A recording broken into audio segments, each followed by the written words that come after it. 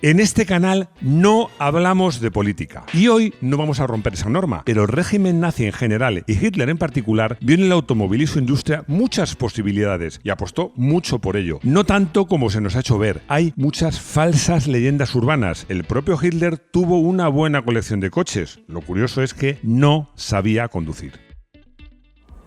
Bienvenidos a Garage Hermético, encerrate con nosotros.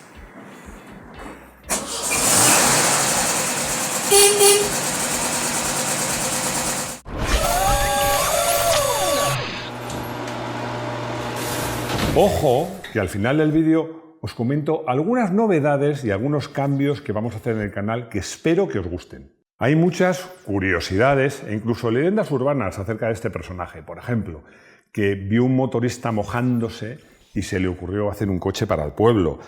Que si el escarabajo fue un brillante diseño de Porsche, que si se pensó en el automóvil como una máquina de guerra desde el principio, que si la red de autopistas en realidad no era una red de autopistas, era una red de aeropuertos.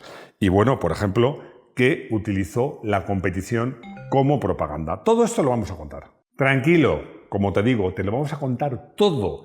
Incluso los coches que tuvo Hitler, que uno está claro que los tuvo y otros no está tan claro. Lo que es verdad y lo que es más falso que el beso de Judas. Y vamos a comenzar por la competición. Así que, como de costumbre, vamos a entrar en materia. Las carreras y el orgullo nacional. En sus comienzos, las carreras eran un enfrentamiento incruento entre países, entre naciones. En una forma, el automóvil permitía demostrar los avances tecnológicos de cada país y los pilotos defendían el orgullo nacional. Tanto era así, que lo hemos contado en otros vídeos, evidentemente no había patrocinadores todavía y los coches iban pintados con los colores que representaban al país. Por ejemplo, por citar los ejemplos más importantes, el verde inglés, el British Racing Green para los coches británicos, el azul Francia para los coches franceses, por supuesto, el rojo para los coches italianos, el amarillo para los belgas y en el caso de los alemanes empezaron siendo blancos y acabaron siendo plateados, que también lo hemos contado en algún otro vídeo. Si quieren saber más, hicimos un vídeo. Es verdad, joder, menos mal que está Rodrigo, que es mi memoria viva, que hicimos un vídeo de los colores, cierto.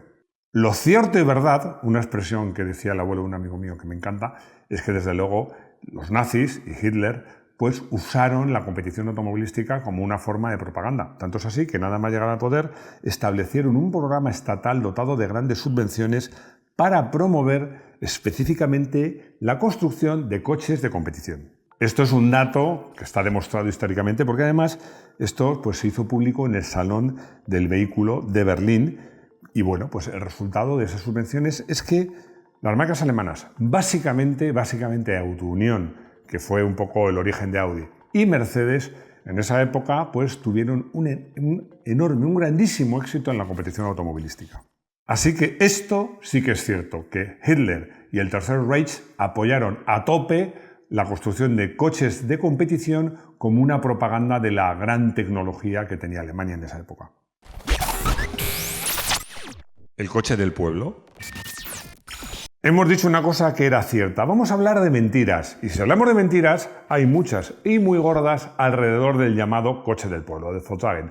La primera de todas, que es un brillante diseño de Ferdinand Porsche. Bueno, brillante sí, pero de Ferdinand Porsche no. ¿Por qué? Porque el escarabajo era una copia de un modelo de Tatra que había sido diseñado por Hans Ledwinka, de un nombre un poco raro para mí. Bueno, Porsche es que lo copió sin ningún pudor. Tanto es así que pasada la guerra, Volkswagen tuvo que indemnizar a Tatra por esa copia. La segunda es su nombre, porque no nació llamándose coche del pueblo, que es lo que significa literalmente en castellano Volkswagen. No. El nombre original era KDF-Wagen, que traducido al castellano sería así como fuerza a través de la alegría. Qué bonito y qué entrañable. Bueno, como diría mi hijo, puro eufemismo. Y otra mentira es que mientras estuvieron los nazis en el poder, este coche jamás fue un coche del pueblo. Porque ni uno solo de los fabricados hasta finalizar la guerra fue a parar a manos de nadie que se pudiera decir que fuera del pueblo. Además, el coche se vendía de una manera muy curiosa. Si tú querías un coche, pues ibas entre comillas, muchas comillas, un concesionario y empezabas a pagar una cuota mensual, una especie de iguala, un fijo. De forma que tú ya empezabas a pagar y cuando te tocara te entregaban el coche. Pero como os digo, ni uno solo fue a parar a manos de la gente normal. Todos fueron a parar a manos del ejército o a manos de gente del Tercer Reich. Así que eso de coche del pueblo, mientras los nazis estuvieron en el poder, mentira y muy gorda. La lluvia y la moto. Dice la leyenda, que ya Rodrigo os habrá puesto comillas, que un día iba Hitler, bueno, en un día que en Alemania es, con todos mis respetos, bastante frecuente, que llovía y hacía frío. Por supuesto, él iba en su coche oficial con su chofer calentito y adelantaron a un motorista que, por supuesto, iba el pobrecito aterido de frío y empapado hasta los huesos. Entonces, al bueno, esto también comillas de Hitler, se le encendió una bombilla y dijo: hay que hacer un coche para el pueblo para que ningún alemán vuelva a pasar frío en moto. ¡Qué enternecedor! ¡Qué enternecedora historia, sobre todo cuando hablamos de un genocida que no dudó en matar a millones de personas y mandar a niños de 14 años a la muerte! A mí, esta historia, fijaos que yo creo que puede ser incluso fruto, lo recordaba Rodrigo fuera de micros, del gran cerebro de la propaganda del Tercer Reich, que fue Goebbels. Pero a mí me parece pura propaganda. ¿Autopistas o aeropuertos? Pues vamos a 1935 y os describo la foto. Vemos a un Adolf Hitler que enérgicamente mete una pala en un montón de arena mientras es observado por muchos militares. Bueno, y un soldado pues inmortaliza este momento en el que el Führer inaugura las obras de lo que iban a ser las autopistas del Reich. Pero bueno, lo curioso, fijaos, es que en estos años muchos partidos alemanes se oponían a estas construcciones faraónicas de hacer autopistas y autopistas y autopistas con un argumento, que eran autopistas, lo leo literalmente, para aristócratas ricos y para los grandes capitalistas judíos. Pero en esos años los nazis tenían claro que, de cara a lo que iba a venir, tener una Alemania muy bien comunicada por una red muy buena y muy amplia de autopistas iba a ser una ventaja. Además de que no descarto que también pensaran que con esas grandes autopistas, muchas de ellas rectas, porque Alemania en general es bastante llana, pues iban a tener también la posibilidad de tener aeropuertos en cualquier sitio. ¿Por qué no? La pregunta es, ¿estaba en la mente de los mandamases del Tercer Reich este uso de las autopistas como aeródromos o aeropuertos? Pues soy honesto y os confieso que no tengo el dato, pero, como suelo decir, blanco y en botella, leche. Hitler no sabía conducir. Habrás leído por ahí muchas veces que Adolf Hitler no tenía licencia o permiso de conducir.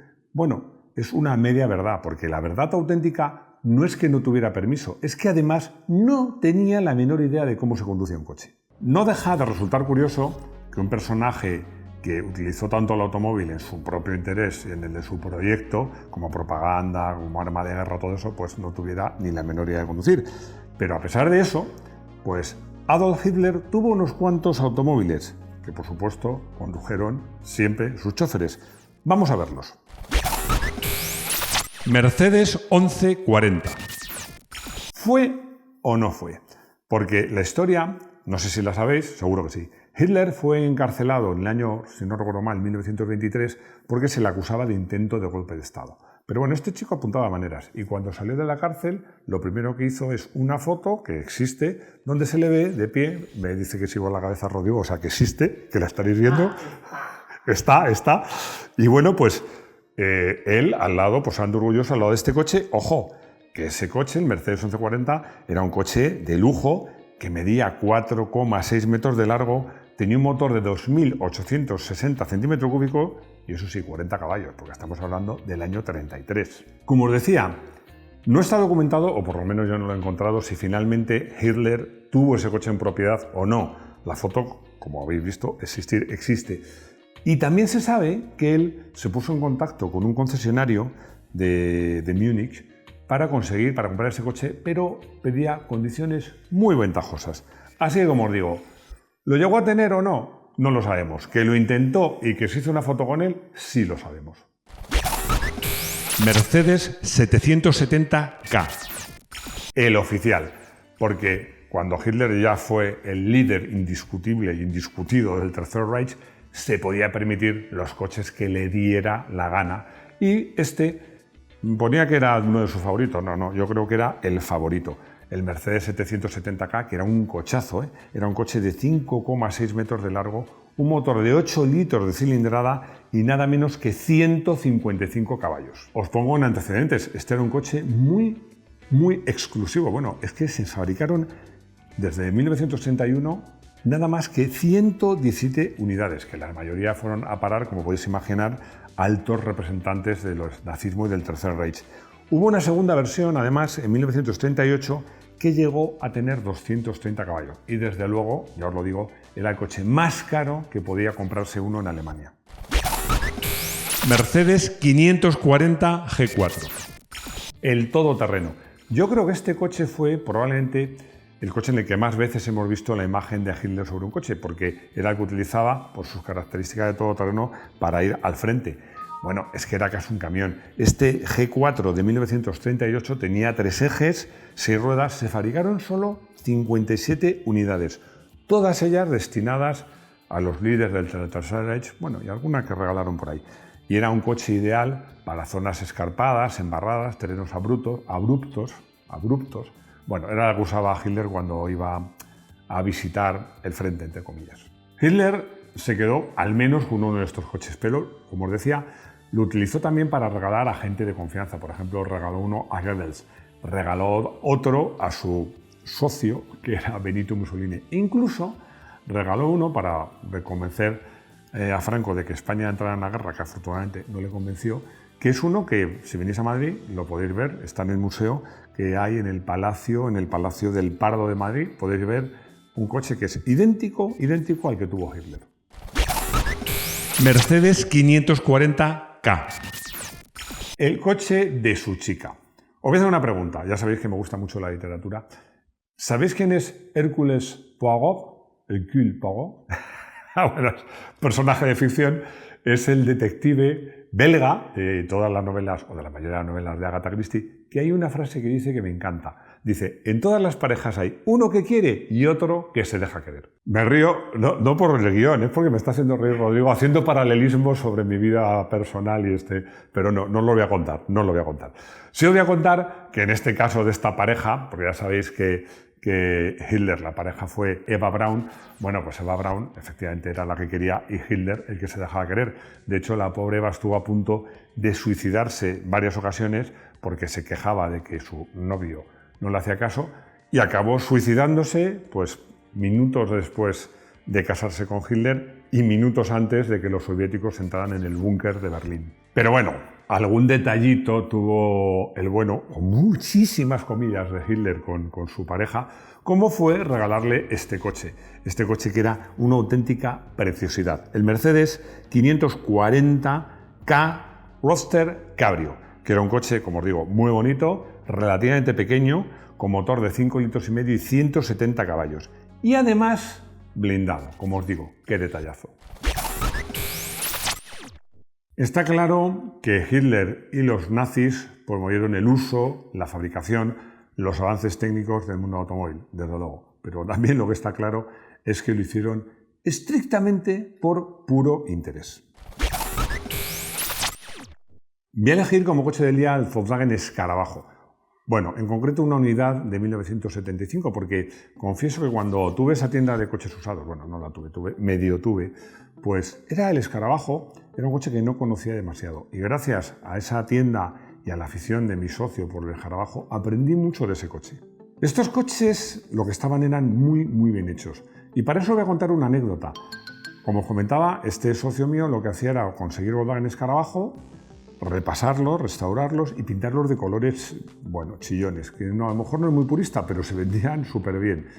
Y encontramos un Escarabajo que estaba muy bien, pero no tenía motor. Y nos fuimos a Underwazo a comprar un motor. Y recuerdo perfectamente que un Volkswagen en el año 75, que por eso elegí el coche del día, que llevaba ahí parado años, bueno, pues fuimos con gasolina, le echamos gasolina a los carburadores, quitamos las bujías, echamos gasolina, le conectamos una batería, le dimos al arranque y el coche arrancó. Y es que os digo, estos coches, la calidad de fabricación que tenía era espectacular para su época. Como os he anticipado al empezar, queremos hacer cambios en el canal. Una de las cosas, queremos tener más conversación con vosotros, salir más del estudio, hacer directos, dar más ventajas a los socios del canal, a los miembros, que ya sabéis que es 0,99 euros al mes, y de momento ahora, pues aparte de que os respondo a todos los comentarios, tenemos vídeos específicos, pero en general queremos acercarnos más a vosotros. Vamos a hacer cambios y habrá sorpresas después del verano. Y al mismo tiempo no vamos a dejar de hacer nuestros 3 vídeos semanales. Para poder hacerlo todo, pues vamos a hacer algunos cambios en el consultorio. El cambio va a ser que hasta ahora respondíamos a todas las preguntas, algunas a través de los vídeos y la gran mayoría a través de internet, a través del correo. Bueno, pues que somos ya casi 650.000 suscriptores y no damos abasto. Así que lo que vamos a hacer es pues cada semana elegir las 6 preguntas más interesantes y responder únicamente a través del vídeo, a través de nuestro vídeo, responderemos a las que nos parezcan más interesantes. Y ahora vamos con el consultorio. Agus, desde Gerona, me pregunta por esas nuevas luces que van a sustituir a los chalecos reflectantes. Bueno, para los que no conozcáis esa normativa, sabéis que hasta ahora era obligatorio llevar unos chalecos reflectantes que te tenías que poner cuando salías del coche y ahora es una luz destellante que se pone en el coche. Ojo, porque inicialmente se habló de una luz sin más y ahora esa luz tiene que además tener un sistema de GPS que a la dirección, a las autoridades, te permiten localizar dónde está el coche averiado. La normativa entra en efecto, tiene efecto en España el 1 de enero del 26, es decir, que hay tiempo. Si compráis estas luces, ojo, porque veréis algunas muy baratas. Bueno, pues esas no tienen localizador GPS. Y esas no valen. Tenéis que comprar las que tienen localizador GPS. Me llega una pregunta desde Argentina, que aquí en el guión he puesto Roland, pero me dice Rodrigo que lo más probable es que sea Ronald. Bueno, pues por si acaso digo los 2 nombres. La pregunta es si el Renault Torino 380 Coupé es un modelo exclusivamente argentino. A ver, la respuesta es que este modelo en realidad nace como la marca ICA, que como sabéis, los argentinos lo saben y los demás no, significa Industrias Kaiser Argentina, que lo fabrica entre el año 66 y 75. Y luego lo fabricó Renault exclusivamente en Argentina entre el 75 y el 81. Bueno, era un coche puramente argentino. Estaba basado en un modelo norteamericano, concretamente en el Rambler American del 64. Pero era un diseño exclusivo para Argentina, para mi gusto más bonito que el original, y que se fabricó única y exclusivamente en Argentina. Ya hemos llegado al final, espero que estas novedades que os he contado os parezcan bien. Si os parecen bien me lo decís y si no os parecen bien me lo decís también y tomaremos nota. Muchas gracias por vuestros likes, por vuestros comentarios, por suscribirse. Si no estáis suscritos no sé qué esperáis. Y como siempre espero veros de nuevo en nuestro garaje hermético. Hasta pronto.